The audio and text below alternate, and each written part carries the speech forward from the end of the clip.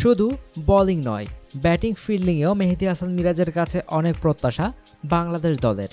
Bowling ও ফিল্ডিংয়ে সামর্থ্যের প্রমাণ আগেই রেখেছেন গত যুব বিশ্বকাপের সেরা ক্রিকেটার। এবার ব্যাট হাতেও জানান দিলেন দারুণ কিছুর। বল হাতে আন্তর্জাতিক ক্যারিয়ারের শুরুতে হয়ে ওঠেন জয়ের নায়ক। তার ফিল্ডিং বরাবরই ছিল মানসম্পন্ন, কিন্তু ব্যাটিংয়ে পেরে উঠছিলেন না। ভারত সফরে অবশেষে হাসল তার ব্যাট। পরিপূর্ণ ক্রিকেটার হয়ে ওঠার পথে পা বাড়ালেন ১৯ বছর বয়সী এক ক্রিকেটার। হায়দ্রাবাদ টেস্টের আগে ৮ ইনিংসে মাত্র ২০ রান করেছিলেন মিরাজ। একবার পৌঁছাতে পেরেছিলেন ২ অঙ্কের ঘরে। এবার পেলেন ক্যারিয়ারের প্রথম অর্ধশতক।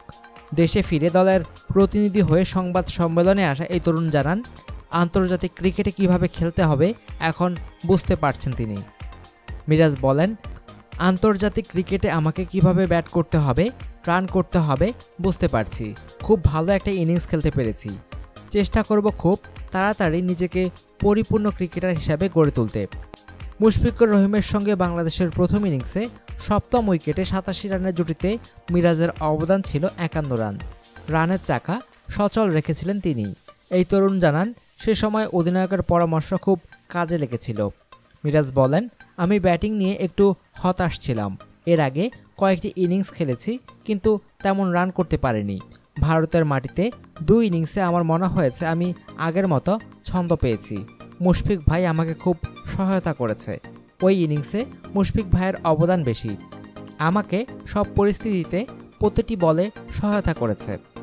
ভারতের মাটিতে নিজেদের প্রথম টেস্ট ২০৮ রানে হেরেছে বাংলাদেশ।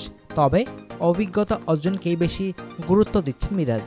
মিরাজ বলেন, আমার জন্য ভালো অভিজ্ঞতা হয়েছে ওদের বিপক্ষে খেলে। ওরা বিশ্বের ১ নম্বর দল। ওদের বিপক্ষে খেলতে পেরে খুব ভালো লাগছে। আমি অনেক কিছু শিখেছি। এটা ভবিষ্যতে আমার জন্য কাজে দেবে। এই অভিজ্ঞতা কাজে লাগানোর সুযোগ কদিন পরেই পাচ্ছে মিরাজ। আগামী মাসে শ্রীলঙ্কা সফরে যাবে বাংলাদেশ। অনুগ্রহপূর্বক সংবাদটি শেয়ার করুন এবং খেলাধুলার সর্বশেষ খবর জানতে স্পোর্টস লাইট সাবস্ক্রাইব করে রাখুন। ধন্যবাদ।